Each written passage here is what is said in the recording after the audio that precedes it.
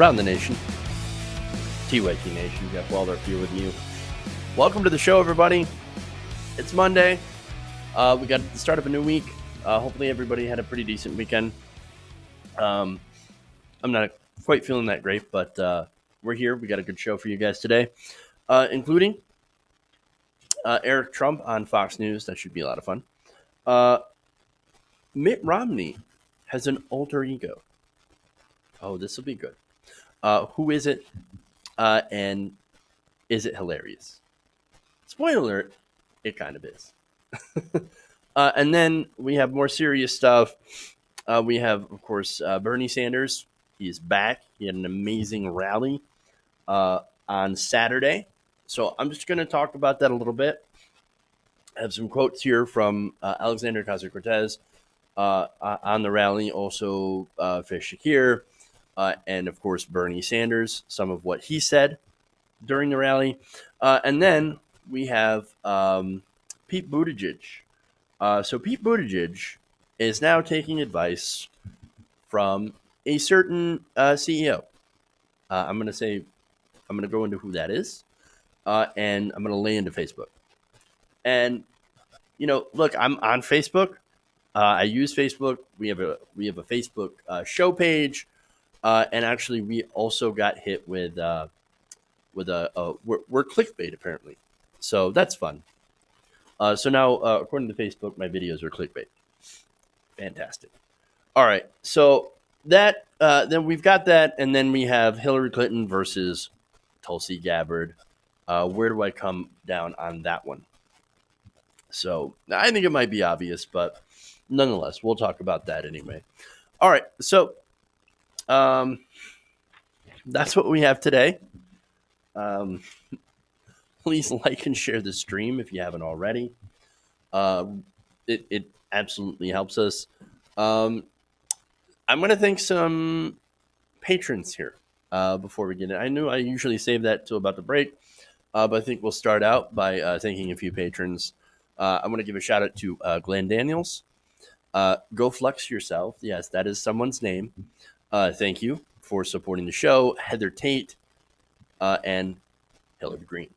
So thank you to those people. That's patreon.com/TYTNation. And let's go over to channel memberships here that we also have on YouTube. Again, goes to help the show. We have Zach Sherman, Miranda Dewey, and B. Sprack. So thank you to those three as well for supporting independent progressive media. You want to join?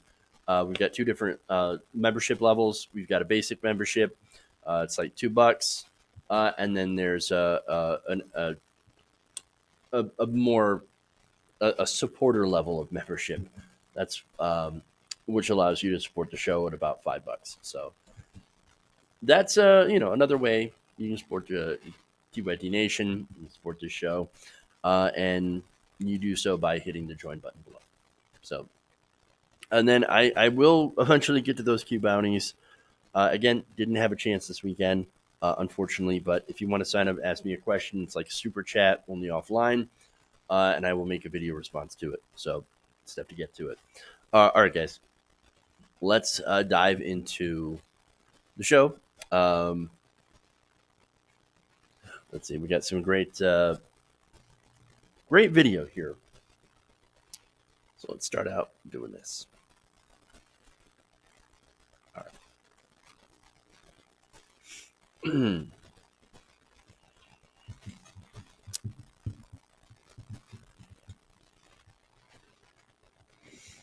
Why is it that every family goes into politics and enriches themselves? We're the only family. Yeah, that lose money. We stopped doing deals when my father became. He was a businessman. We are business people. We stopped doing deals when he went into politics.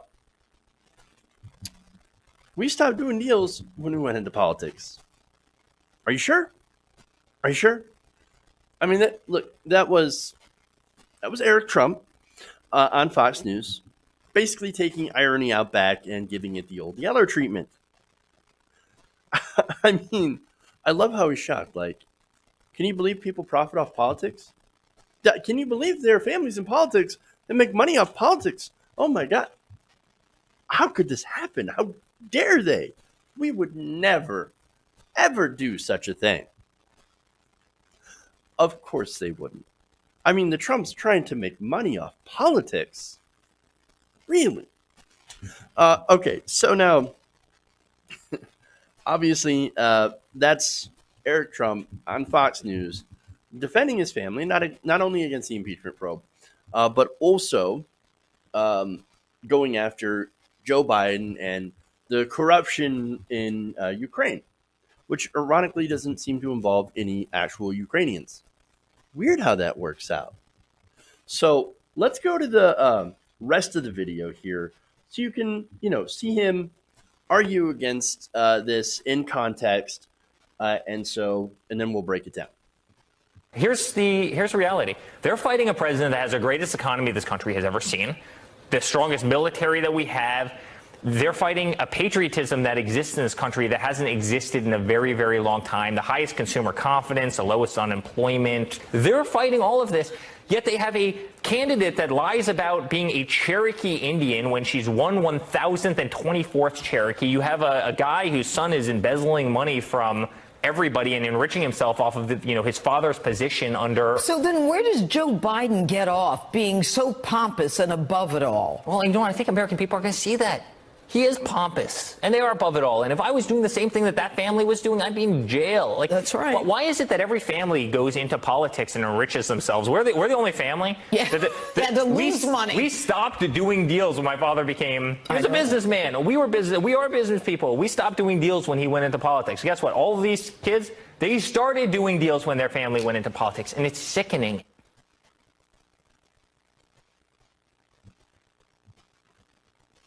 Really? Okay, so there's a lot to break down there, right? So for one, I just wanted to point out, they're fighting patriotism. No, let's get one thing straight, guys. Nobody has a monopoly on patriotism, especially when it comes to the right wing. There's a big difference between patriotism, right, which again, no one has a monopoly on, and nationalism, which is practiced by the right wing. And then, of course, there are other versions of nationalism, for example, white nationalism, that is definitely practiced by some in the right wing. So, no, here's the thing. Progressives, we are patriotic in our way because we believe that America can do better when we enact the right kinds of policies. Okay, so, and I'm speaking from my own point of view, obviously. So now, Republicans, look, there's a lot of conservatives, and I'm not saying all of them, right? A lot of conservatives who think that patriotism is, I know, like brown people, keep them out of the country. So that's very clear on that, okay? But anyway, so now, as for Joe Biden, now I love how she cuts in there and says, no, Joe Biden, he's so pompous. Yes, that's apparently my Janine Pirro. Sorry. It's just her voice is literally like nails on a chalkboard. And the way that she's hijab whenever she goes after Muslims. But okay, anyway, enough of that, right? So I actually do agree with her that, yeah, the Bidens are pretty pompous. So is every member of the Democratic establishment and Republican establishment as well, right? So now, but here's the thing about that, right? So you're talking about corruption in Ukraine that doesn't involve any Ukrainians, and they're talking about it being illegal. Oh, if we did, Eric says if we did anything that these other families were doing, we would obviously be in jail. The night is young, my friend. Because look, here's the thing. What the Bidens were doing, and ostensibly the Clintons and the establishment families, right? What they're doing is institutional corruption, right? So the institution, the establishment is set up in a way where it does reward those families, with nepotism, essentially. So, for example, what Joe Biden's son did, Hunter, he knows nothing about Ukrainian gas or gas in general, and yet he was paid $50,000 a month. That is an example of institutional corruption. Now, that is different than personal corruption, which the Trumps, I believe, have engaged in quite a bit. For example, using and pressuring the Ukrainian president, Volodymyr Zelensky, to do an investigation that would help Donald Trump's political ambitions and help him get, the goal would be, of course, to get him reelected because, oh, look at the Bidens, look at all these scandals, right? And also look at Elizabeth Warren, the person he calls, what, 1,024th, whatever, Cherokee, whatever, right? Look, you go back to Elizabeth Warren, that was the worst gaffe I've ever seen, and of course it's going to haunt her. But reality, I don't really care about that. Okay, don't care. So now, what we have here with the personal corruption versus the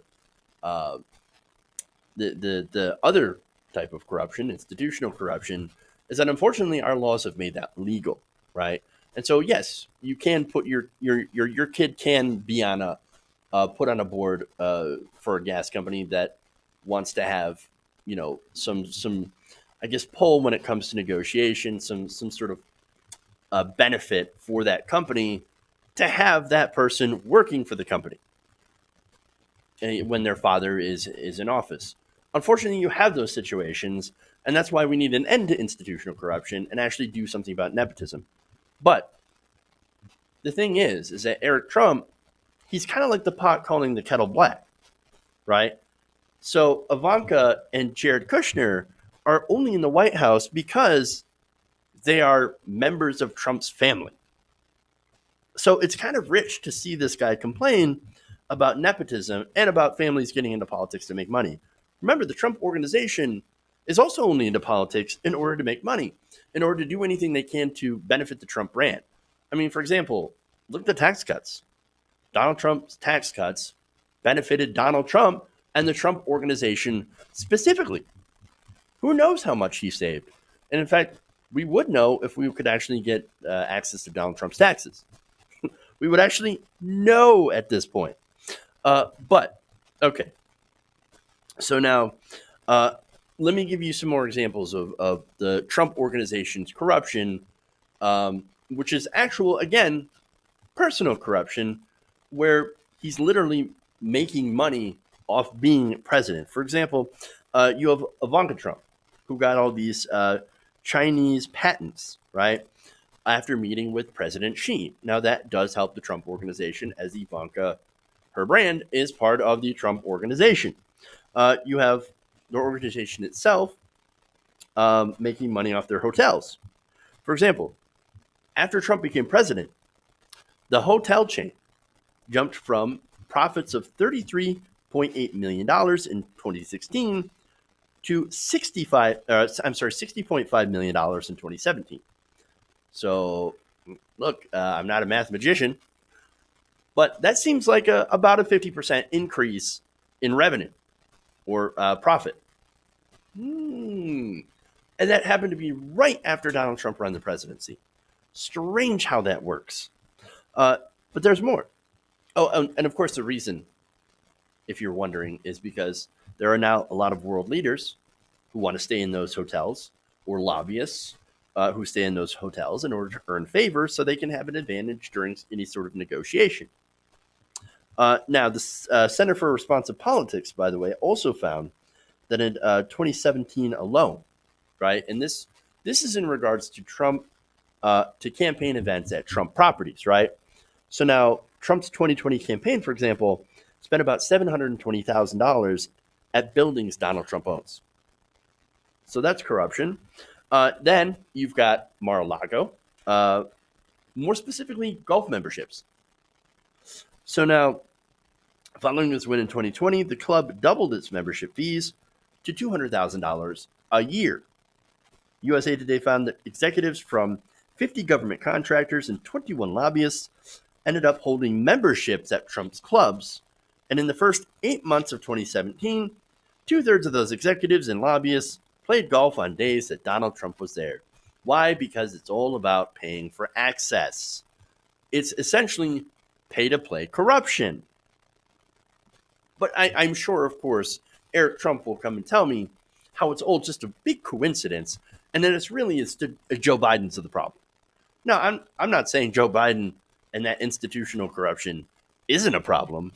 I'm saying that right now you have a family in the White House that delights in personal corruption, and they happen to be in power and they are continuing to rig the rules on their own behalf. So now, again, these are ways the president and his family has profited off of politics. And I'm not saying that anyone else hasn't. Let's look at the speaking fees for Hillary Clinton, talking to the banks. Again, with Hunter Biden making $50,000 a month at a Ukrainian gas company, despite not knowing anything about gas. Those are good examples. Chelsea Clinton getting a part. She had I believe, a show or something on MSNBC. Was a contributor during 2016. You also have, I mean, the most glaring example of this is Meghan McCain. She's only on The View because she's a McCain. So, of course, there are families out there, powerful families, that continue to profit off being members of those families off of their name. And so that is a big problem. It is corruption. It is institutional corruption. And unfortunately for us, completely and 100% legal to do so. Whereas when it comes to Trump, not divesting from your own businesses and continuing to make money off the decisions that you do, creating conflicts of interest, that is personal corruption. In some cases, is definitely not legal when you take specifically foreign money. And I know the organization has given back some of that foreign money, but we don't know the extent of how much they actually did end up keeping. Because when it comes to filings and disclosure statements, they have not been 100% forthwith. So, now, if the Trumps were very serious about actually ending that institutional corruption, then why aren't they pushing Congress to help get money out of politics? Divesting from business like you should, and ending the revolving door among many other different types of anti-corruption acts. I think we know the answer already because he's deeply corrupt himself and only, at the end of the day, wants to make a buck. So it's pretty embarrassing for Eric Trump. Then again, I don't know how many people watch Judge Jeanine. Again, with that whole nails on the chalkboard thing, maybe not a lot of people, right? But come on. To come on TV and to slam other families for doing things that you and your organization are actually doing, but on steroids? Bad luck, Eric. Real bad. Okay. This is a little bit more heavy a way to start the show, but it is what it is. All right, so let's go to a little bit more fun. You guys are probably gonna love this. Pierre Delecto. Fun times. Okay.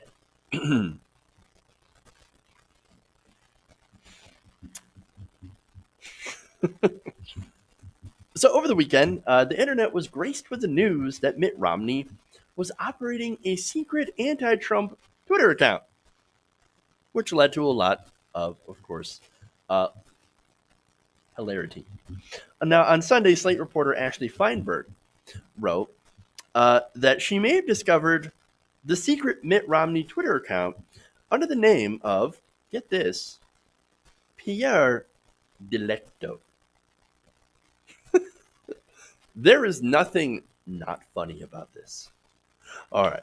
So now later on, of course, okay. So at first there was this question like, what secret Twitter account do you have that is apparently mocking the president? That, goes after the president, and that also goes after Mitt Romney's haters, right? So what account is that? Well, it turns out that later on, Mitt Romney had admitted that, that account that you might have thought that was mine, that follows all my staffers, that, goes after the president, and that ostensibly defends me. Yeah, it turns out that's me. Okay. Now, when an Atlantic reporter called to ask for comment and asked if he ran the account, Romney replied, "C'est moi." So I can't speak French apparently. So now, where did this come from? What happened? Well, as I told you, Ashley Feinberg did this thing on Sunday, and it was a big profile on Romney and pretty much boring for the most part, except for this little part. He explained, and this is from the article, that he uses a secret Twitter account. What do they call me? A lurker. To keep tabs on the political conversation. Quote, I won't give you the name of it, but I'm following 668 people. Swiping at his tablet, he recited some of the accounts he follows, including journalists, late-night comedians, and athletes. Trump was not among them.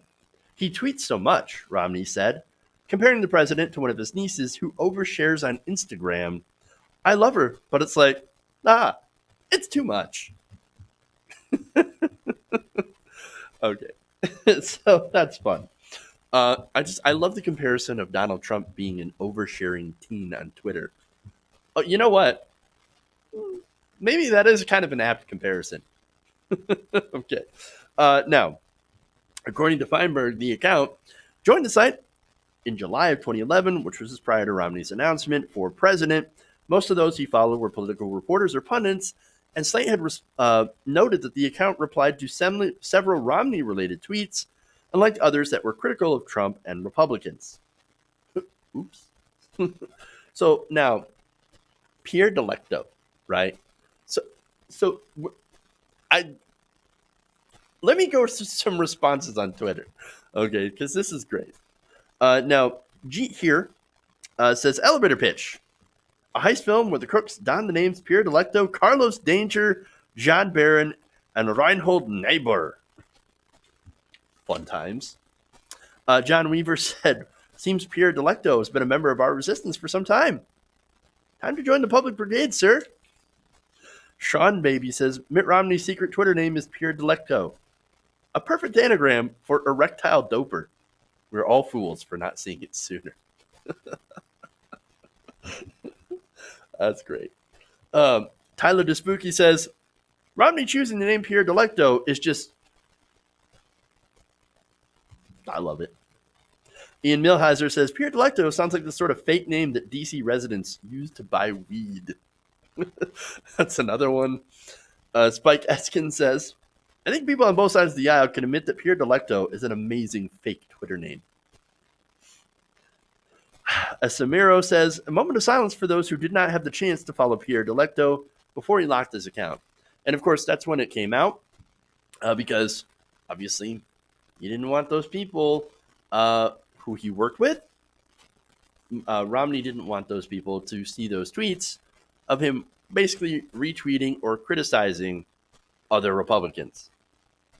We'll never know, except for what the internet has caught on camera, I should say on screenshot, because that never disappears from the internet. Bum Chillip says, I'm so mad because Pierre Delecto is such an incredible alias. Now, some of the things that he did was apparently liken Devin Cow tweets. That's the fake cow that Devin Nunes has been trying to sue for being mean to him. Love it. Among others, roasting everyone Mitt has to either kiss ass or ignore/enable in public. And so that's what makes this cathartic, right? So here you have Mitt Romney, who, like, look, I remember doing stories on Mitt Romney, right, during the presidential election. This is 47% Mitt Romney, right? And that's literally what lost him the election against President Barack Obama in 2012. So I remember talking about him. And of course, he's the rich guy, right? But he's also a Mormon. So it's from Utah.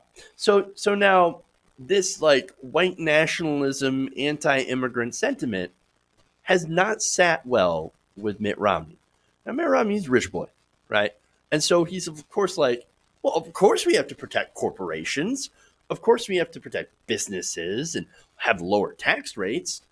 Of course. And then I get to save money, and then my donors get to save money, and everything is right with the world. And then, we get Bain Capital to go and buy out these struggling companies and basically sell them off for pieces. Who cares about the workers? They'll find something else. Maybe. I don't care. I made a buck. So that's Mitt Romney in a nutshell. And so, in the pursuit of doing this, in the pursuit of power, Mitt Romney has had to kiss a lot of ass, including Donald Trump's. You guys know the famous reek photo, right? And so, this Twitter account kind of allowed him to, as much of an extent as Mitt Romney can, to kind of bust loose, right? And so do some tweeting or do some retweets of people that he's not exactly in favor of or that he has a problem with. In fact, I think there was stuff about Lindsey Graham that was on there, and of course there was the anti-Trump stuff. And in general, generally he was not happy about the direction that the Republican Party seems to be going. Now, all that, now that he's been found out, scrub. Got to get rid of it. Let's lock the account and make sure that nobody sees these tweets. Because if that happens, I mean, I'm in big trouble. This was supposed to be my secret account. It's kind of funny. So now let me get one more tweet here, which is really fun. This is Scott Link. Okay, Scott Linkley. You know what? Let's just skip the Twitter name. Apparently, we'll just say Scott. But he had a ranking of the best Twitter aliases that have been used online. So this is good. This is from politicians. Ron Mexico, number 5. John Cocktoastin at number 4. Pierre Delecto at number 3. Carlos Danger, number 2. And finally, H.G. Pennypacker at number 1. Now, I have to note that there is no mention of John Barron or John Miller. You guys know who those guys are? Those were aliases used in actual phone calls by Donald Trump. Again, Trump is the only guy that's stupid enough to call in pretending to be those guys, and he'll throw his voice a little bit. But everybody knew that it was Donald Trump. But you call in, it's me. It's John Barron. I've got some great news on Donald Trump. Let me tell you what he was doing, and we'll have this great scoop and put it on every single newspaper you have. Hilarious. Again, nobody was buying it, but at least on social media, you can create a fake account and actually have a little bit of fun and still be fairly anonymous. Just remember to watch out who you're following and, of course, who you're responding to. But I tell you what, though, like I said, nothing on the internet stays, ever really dies or disappears. So maybe we'll find someone who can see some of those fun tweets that have been deleted, which would be great. No, it wouldn't just be great. It would be Delecto.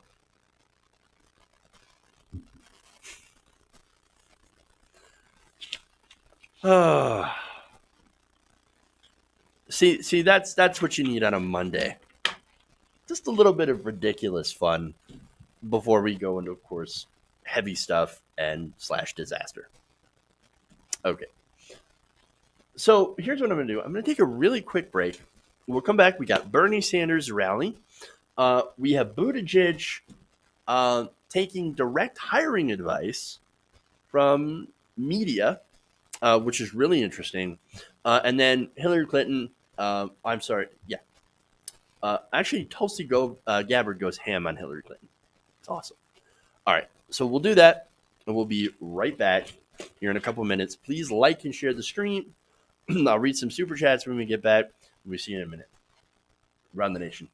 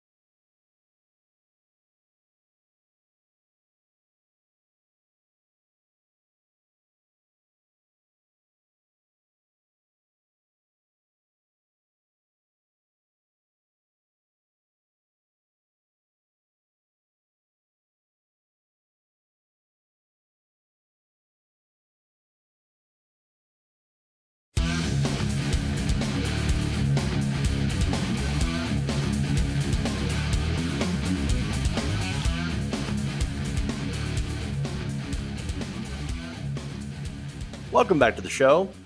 Around the Nation right here, TWT Nation. Jeff Waldorf here with you. Okay, so we got some fun comments here that I want to read. A couple of member comments. Jeanette Villalona says, Trump's the poster child of corruption. Which one? All of them? Probably.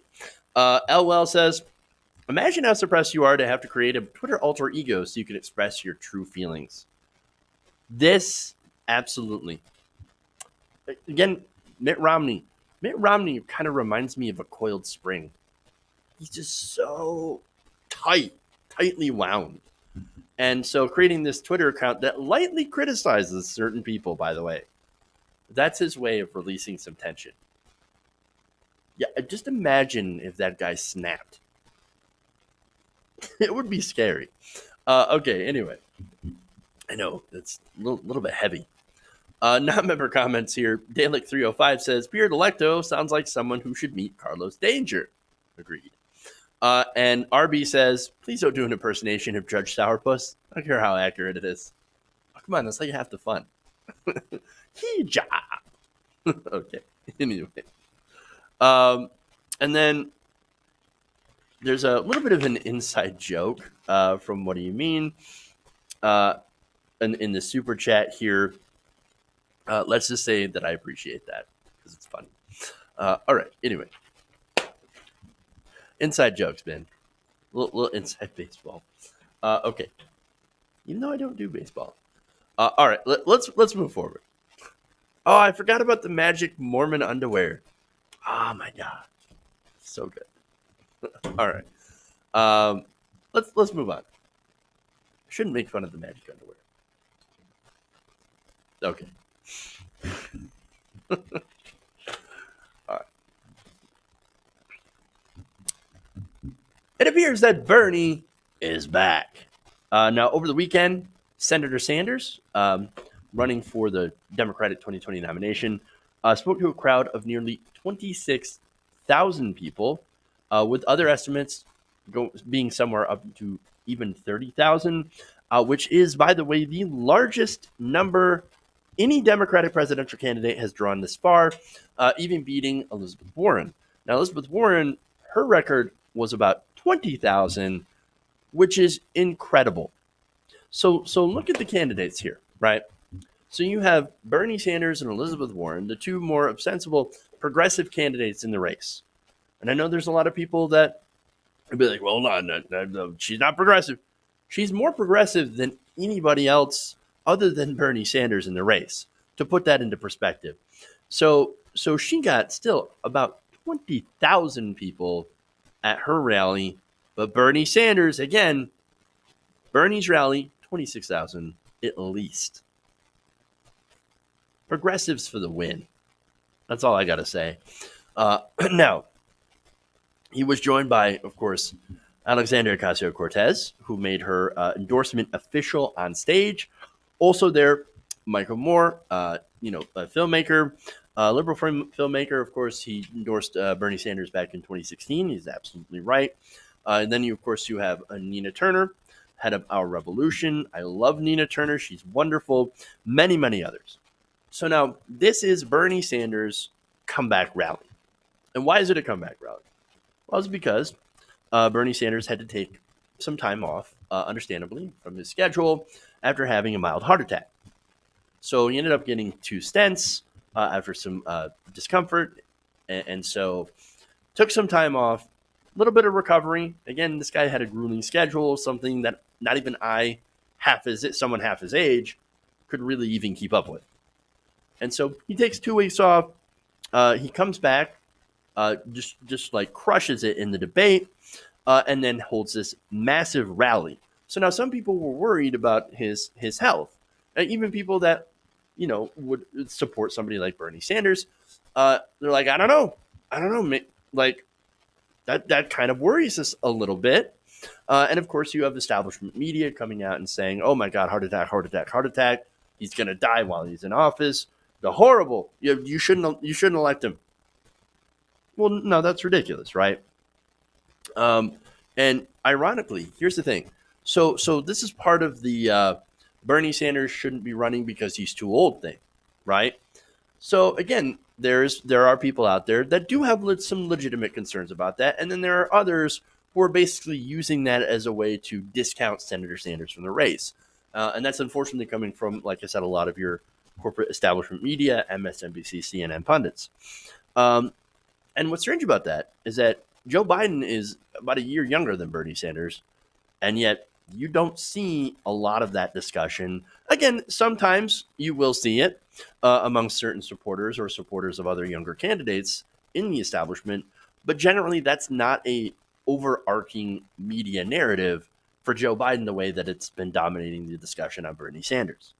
So, but anyway, I think you see Bernie Sanders in the debate first, crushing it, and then you see him in the rally as energetic as ever. Well, then that should allay your concerns because, again, Sanders, sharp as a tack as usual, and full of energy. So now, let's go back to the rally here, right? So now in the rally, he said something interesting, and I love this. He said, quote, of his health, I am more than ready to take on the greed and corruption of the corporate elite and their apologists, and I am more than ready than ever to create a government based on the principles of justice. To put it bluntly, I am back. I love it. And back with him, of course, is Alexandria Ocasio-Cortez. Now, during her endorsement speech, she pointed out Sanders' record of fighting for the working class. And as part of her, of course, inspiration to run. And that's what's important here. And before I get to the quote, so Alexandria Ocasio-Cortez, Ilhan Omar, Rashida Tlaib, those are the three that are endorsing her. Again, AOC has already put her endorsement. Tlaib's Omar as well, and Tlaib is expected to very, very shortly. Those three, again, Bernie Sanders had their back when they were running for office. And so they, of course, in return, have his back. It was never a question. It was just a question of when. When was that endorsement going to happen? So now, as an example of that, she said, quote, when I was a child that relied on chips so I could see a doctor, Bernie Sanders fought for a single-payer healthcare system. When federal government decided to discriminate and abandon my queer family and friends, Bernie Sanders was putting his career on the line for us. And there are numerous more examples that she cites in her speech. She said that Sanders' 2016 campaign, quote, fundamentally changed politics and that he had pushed Democrats to embrace Medicare for all and reject corporate donations. She added, too, that when it comes to her making her endorsement, and she faced a lot of pressure. Obviously, you had the Camp for Elizabeth Warren that was seeking out her endorsement, as well as the Sanders camp. And then, of course, you have the establishment that also would like her to either not make an endorsement or endorse someone else, which, come on, you don't think that she would actually come out for Klobuchar, would you? Klobuchar. But no, she says of the pressure inside of Congress, quote, every trick in the book, psychological and otherwise, is used to get us to abandon the working class. And I think that's a great, great point. And she's not wrong. Like I said, there is this intense pressure inside of Congress to kind of play by the rules, to not try to rise above your station.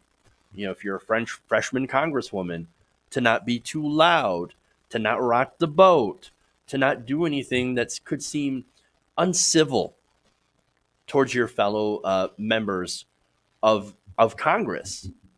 And AOC, of course, has bucked that. And here's the other thing, right? So now, as far as every establishment candidate that is running, remember they're running on something on a platform of more that we can't really have fundamental change. We can't really do anything more than tweak the rich and corporations. If we do it too much, well, then that's going to be bad for us. And by us, he means, of course, or they mean that the people who take corporate donations. Let me give you an example. Pete Buttigieg is awash in donor money from the health insurance industry, as well as other industries. And it's a good example of why he turned his back on Medicare for all. He was not going to get AOC's endorsement. He was not going to get any progressive endorsement Kamala Harris, she went on large fundraisers. Joe Biden does so as well. All these candidates are representations of the establishment and the corporate sector. They will not serve our economic needs. And let's be honest, this is not a race against who can be more socially liberal, right? I think a lot of these candidates are actually really, really great on social issues. For example, Cory Booker's good on criminal justice. Kamala Harris, she's actually great on reproductive rights, understandably. But those are the social issues. What this election is about who can stand up and fight for progressive economic ideas. And so that's really difficult because when it comes to social issues, right? Well, there's not a lot of giant money that is opposing things like gay marriage. Now, there is money there, and it comes from, of course, religious groups and large, large groups like that, large conservative groups. But as far as large corporate money and corporate donations, other than Chick-fil-A, right, you don't really have this massive amount of money that is against these social issues.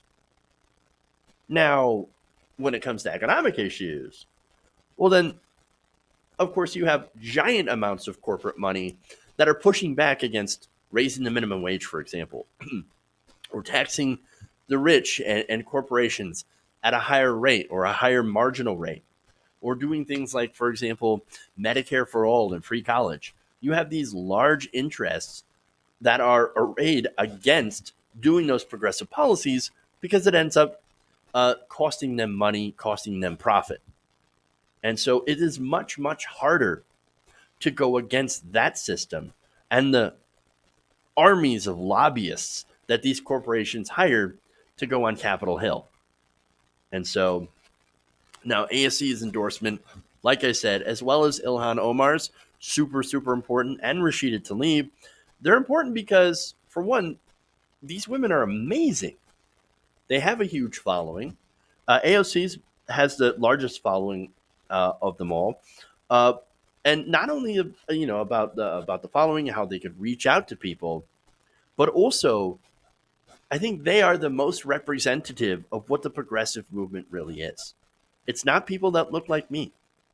Okay, it is young people, diverse, and more than and they're more than willing to stand up and do the right thing. They are willing to challenge power because, look, for most of U.S. history, these same people are the ones who didn't have that power. And so, yes, they are rising up and they're taking on the powerful, and I absolutely love them for it. So now let me go to Rebecca Katz, who's a progressive consultant who advised Cynthia Nixon's 2018 campaign in New York. So very progressive. She said, quote, on the AOC endorsement and the squad endorsement, there are a few more notable endorsements on the Democratic side than AOC's. It's a real shot in the arm for Bernie and helps energize the base. Absolutely. Adding to this, 3 state senators from New York, Mike Gianaris, Jessica Ramos, and Luis Sepulveda, revealed on Saturday that they are also supporting Bernie Sanders as well. But back to AOC. Faiz Shakir, Sanders' campaign manager, tells Politico, quote, she has broad approval across the Democratic Party. People really find her compelling in how she talks about the issues. She extends Bernie Sanders' argument and reaches many of these same people with her core message, but her background and language may make her able to reach additional people. Now, there are people out there that love Alexandria Ocasio-Cortez, but don't as much like Bernie Sanders. I always found that really, really strange and kind of laughable. Like, wait, AOC was inspired by Bernie Sanders. AOC, more importantly, was supported in her campaign by Bernie Sanders. And so their campaigns worked very closely with each other. And then when, of course, she ended up winning her race, she went around to help these other progressives. You know why? It's because progressives stick together and they get things done. You can't really say that about anyone else. Now, one more. This is Representative Ilhan Omar, right? So now she also said this week that she was endorsing Bernie Sanders. I showed you guys that video. Then you had Rashida Tlaib. Now let me go to Nina Turner, right? This is a quote from her about that. Quote, "They are a symbol of the diversity the senator has always had, but not gotten credit for." That's really important. And let me give you another quote here. This is from Michael Moore during that same speech. He said, quote, "The only heart attack we should be talking about is the one Wall Street is going to have when Bernie Sanders is president." I love it.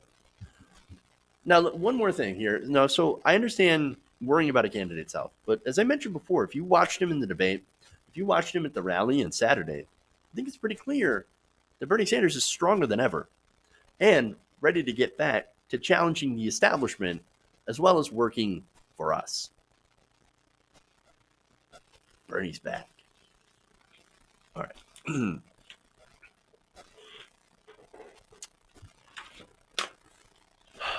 All right.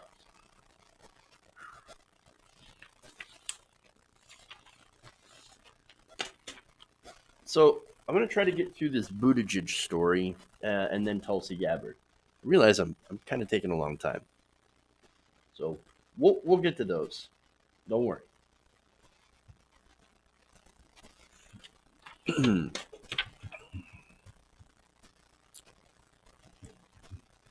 So we have now learned that Pete Buttigieg has been taking campaign advice from Facebook CEO Mark Zuckerberg. Now, this is according to a report in Bloomberg, a really good report, that says that earlier this year, Zuckerberg had sent multiple emails to Mike Schmoll, that's Buttigieg's campaign manager, with names of individuals that he might consider hiring. Now, campaign spokesperson Chris Mager confirmed Priscilla Chan, Zuckerberg's wife, also sent multiple emails to Schmoll with staff recommendations. And of course, out of those staff recommendations, 2 of the people were ultimately hired. So now this is problematic, right? In a couple of different ways. For one, you have Facebook, large corporation, that's basically telling a candidate, hey, you should hire these people.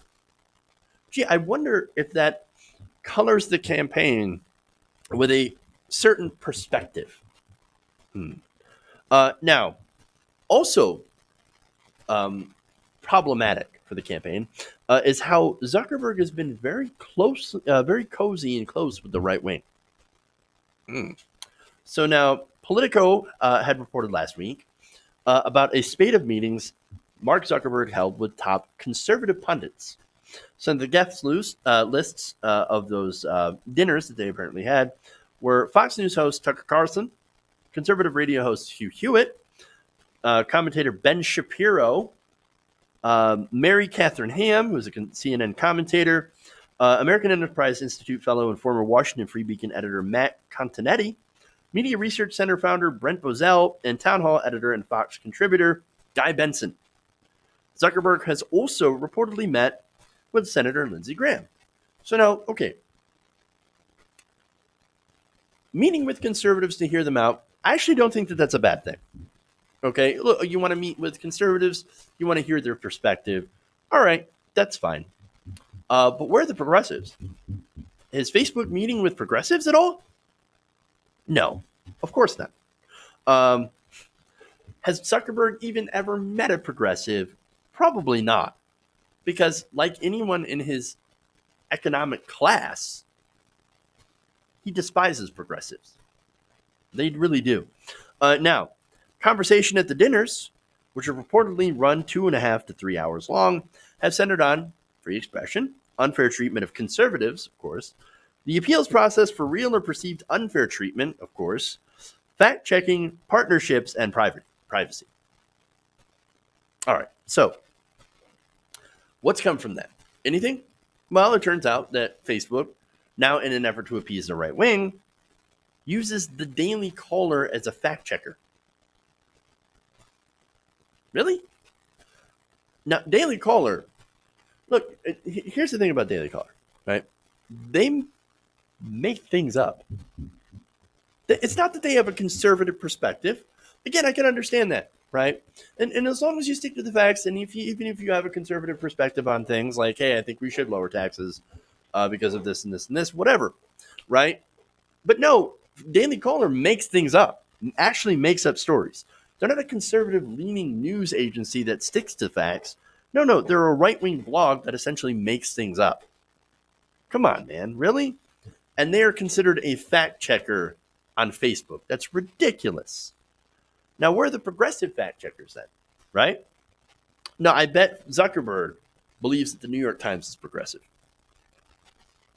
Of course they're not. No, they all despise progressives.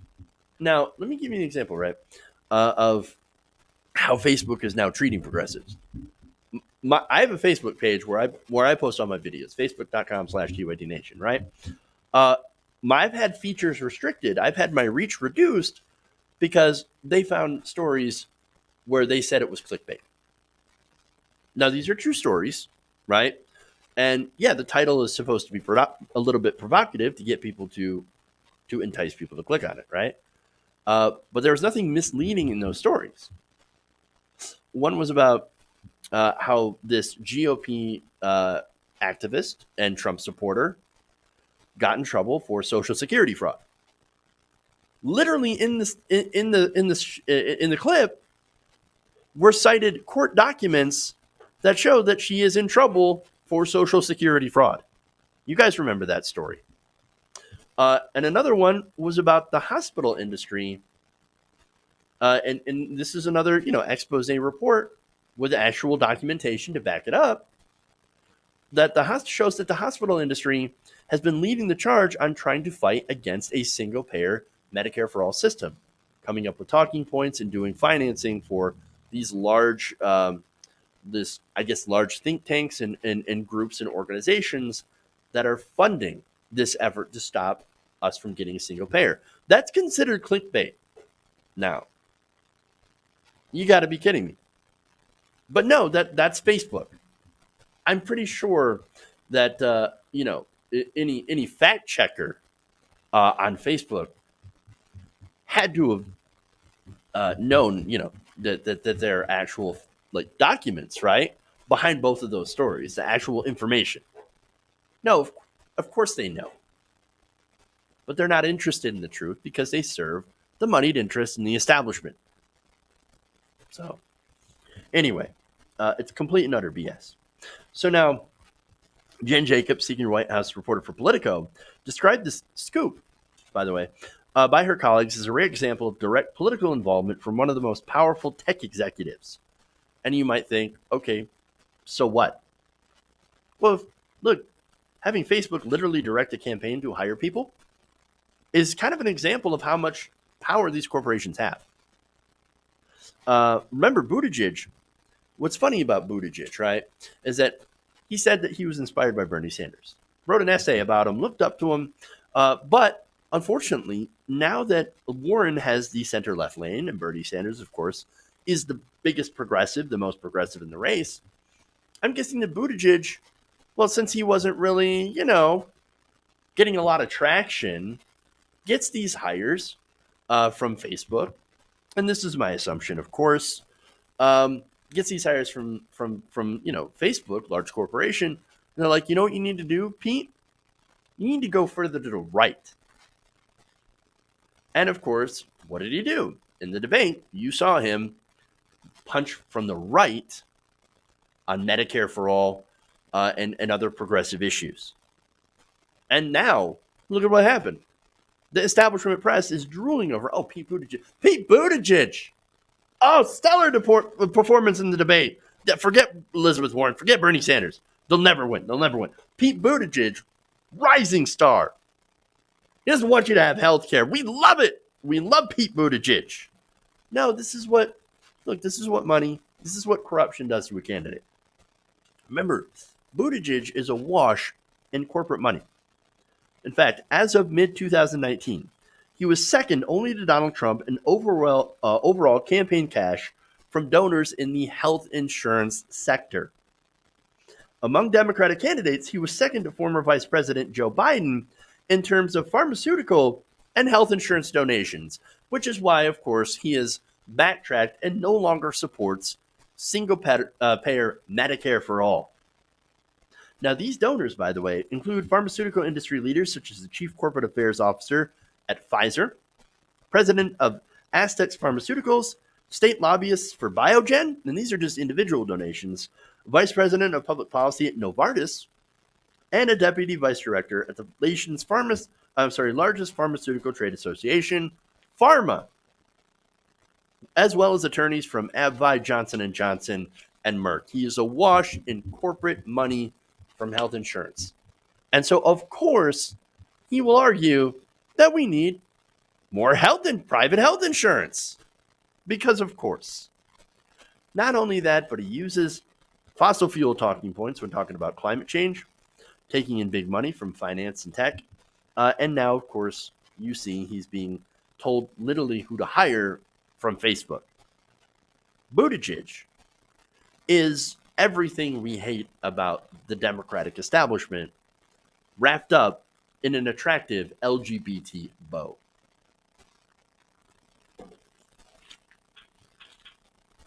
Okay. All right. One more here, and that's Hillary versus Gabbard.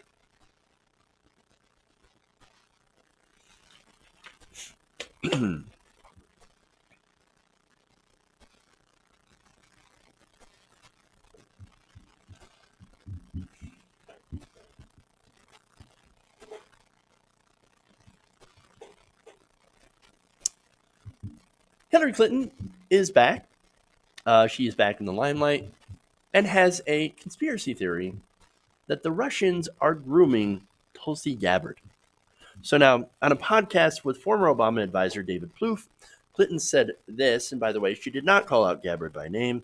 Quote, "I'm not making any predictions, but I think they've got their eye, the Russians, on somebody who is currently in the Democratic primary and are grooming her to be the third-party candidate. Quote, she is the favorite of the Russians." Now, again, at first, there's a question of who, right? Because there are four women in the race. You have Elizabeth Warren, you have Tulsi Gabbard, Kamala Harris, and Amy Klobuchar, right? So now, is it Klobuchar?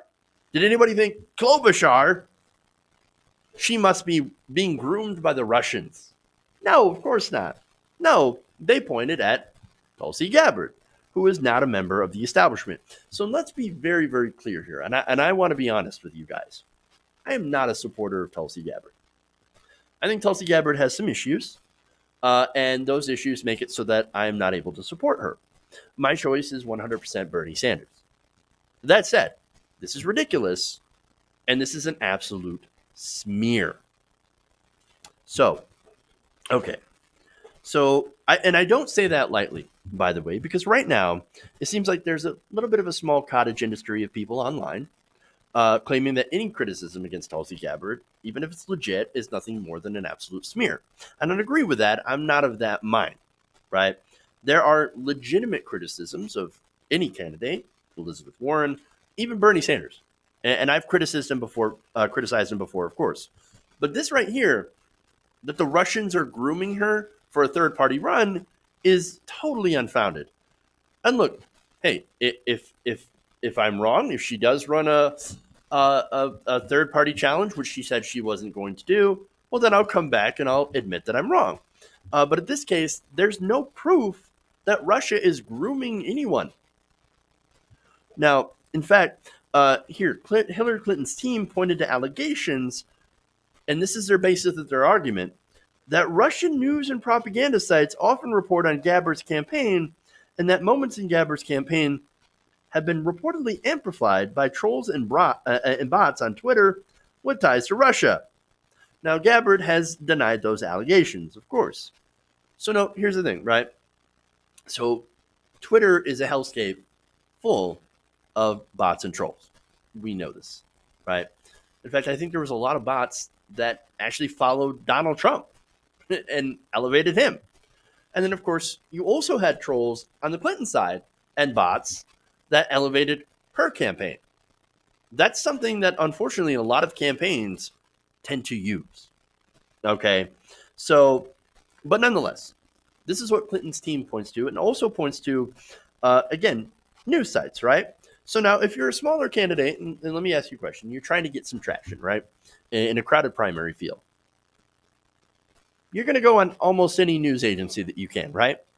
So now RT happens to be a news agency that is funded by the Russian government. We know that, right? So now, here's the thing about RT, right? So yes, RT funded by the Russian government. We know that, and they're honest about that, right? But here's the thing about that: they have Lee Camp, Tom Hartman, they had the late Ed Schultz. They all had shows on RT, and sometimes they do great journalism. So now, is there maybe a perspective behind that? Yeah, perhaps, right? But here's the thing: even Abby Martin had a show on RT. Are you going to say all of those people were groomed by the Russians to do misinformation? No. No, here's the thing, right? So, of course, the Russians not exactly in favor of Hillary Clinton, right? So, would they allow criticism of Hillary Clinton or criticism of American politicians in general or American politics? Yeah, probably. Yeah. Again, that's that perspective. But at the same time, like, that doesn't mean that these hosts or whatever that are actually talking about the real things are willingly doing the bidding of the Kremlin at direction of the Kremlin. Again, it just seems ridiculous, right? So now, Clinton also said that they have a bunch of sites and bots and other ways of supporting her so far. Nothing that, of course, Tulsi Gabbard would actually be encouraging. So now, here's the thing about that, right? So now, Hillary Clinton might want to have a talk with David Brock about this. David Brock literally spent $1 million on trolls and bots in 2016. By the way, those trolls and bots are back in force for 2020. She also might want to have a talk with Sally Albright. Sally Albright literally ran a bot network in order to boost Hillary Clinton back in 2016. Now, again, I know the difference. None of those are Russian backed. Apparently, we like our own bot and troll networks that affect our own politics. I get it, but still, this is very problematic, and it doesn't leave Hillary Clinton with a whole lot of room to criticize.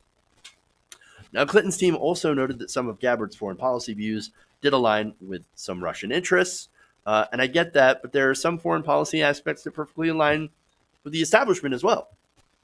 For example, continuing to support a war on terror. So, please.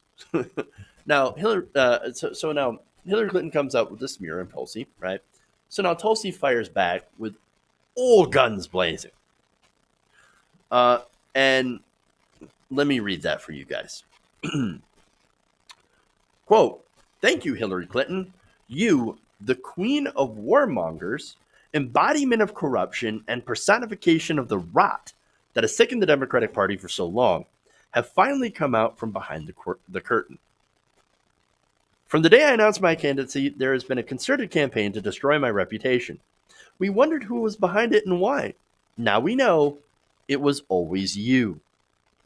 Through your proxies and powerful allies in the corporate media and war machine, afraid of the threat I pose." Now, let me just jump in here, because there's a little bit more of that tweet. But here's the thing. So now, Hillary Clinton, back in 2016, the chair of the DNC at the time, Debbie Wasserman Schultz, of course, was massively in favor of Hillary Clinton. And I remember talking about that during that, and her being the chair of the DNC, rigging the rules in favor of any of the establishment candidates, but especially Hillary Clinton, was pretty egregious. And it was so egregious that Tulsi Gabbard, who was a chairperson in the DNC, decided to quit in protest, and she got a lot of credit for that, right? Deservedly so. And she spoke out. This is a continuation of that. Hillary Clinton is still pretty sore being called out all the way back in 2016 for that. But now let me get to the last part of her tweet. She said, "It is clear that this primary is between you and me. Don't cowardly hide behind your proxies. Join the race directly." Okay, so look, again, that's a really, really strong statement. But I got to say one thing. The race is not between her and Clinton. Let's just point out the obvious, right? No, it's a three-way race between Bernie Sanders, Elizabeth Warren, and Joe Biden at this point. And really, the race is more Bernie Sanders versus Elizabeth Warren, as Joe Biden will fade. That's my read of the situation. So she's not entirely correct. And the second part is, for God's sakes, Hillary, please do not run. That's the last thing we need. But okay. Anyway, that's my light criticism here. But let's go back to defending Tulsi Gabbard, right? Tulsi Gabbard is a war veteran, right? She served in the military. You're going to call someone who served in the military with no proof a Russian asset, or essentially a traitor. That's what that is. That is super gross. I don't like that at all. Again, I disagree with Tulsi Gabbard on some of her policy. I have my own criticism of her, right?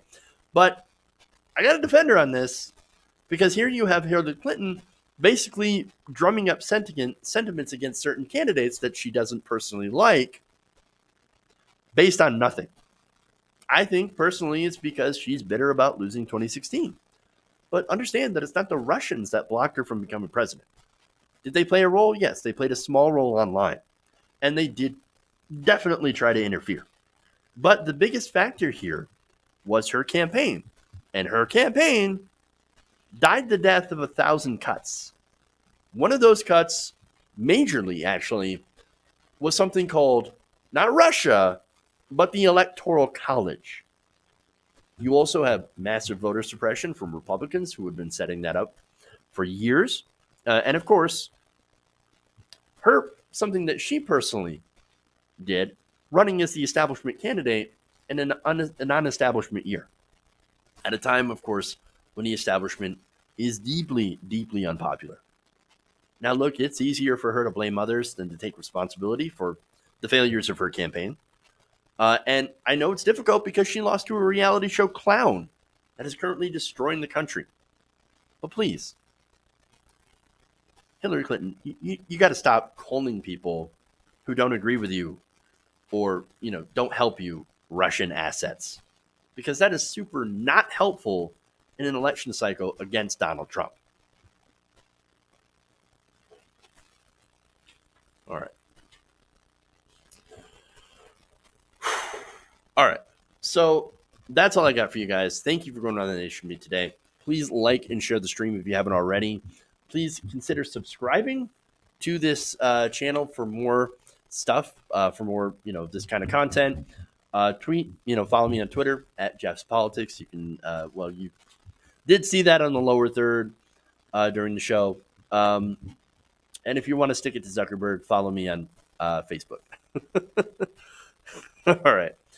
All right, guys. Thank you. Love you guys. And remember, change begins with you. Good night, nation. See you guys tomorrow.